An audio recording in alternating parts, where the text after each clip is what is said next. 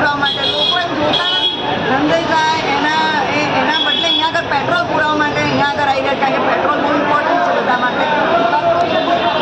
સંખ્યામાં અહીંયા આગળ નારણપુરા શાસ્ત્રીનગર લોકો એકત્રિત થયા છે પેટ્રોલ પુરાવા માટે.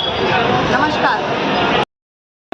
જય હિન્દ, ભારત માતા કી જય. હું હેતલ પરીખ. આજ રોજ પેટ્રોલ અહીંયા શાસ્ત્રીનગર લોકોની મોટી ભીડ અહીંયા આગળ પેટ્રોલ પુરાવામાં કહેવાય છે કે પેટ્રોલ બંધ થશે એટલે લોકોની કેટલી મોટી ભીડ જોવા મળે છે અહીંયા આગળ. તો આપ જોઈ શકો છો અહીંયા આગળ અમારા શાસ્ત્રીનગર નારણપુરા.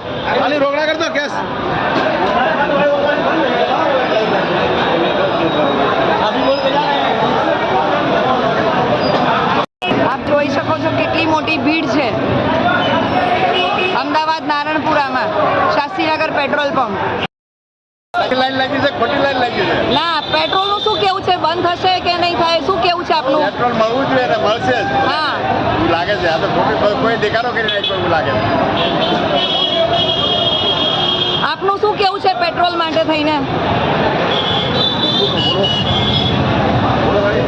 પેટ્રોલની જરૂર તો બધાને પડે ને.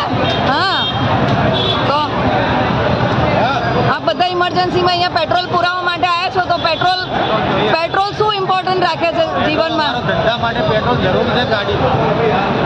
બહુ સરસ. આપ જોઈ શકો છો કેટલી મોટી ભીડ છે અહીંયા આગળ નારણપુરા શાસ્ત્રીનગર અમદાવાદ. હું હેતલ પરીખ.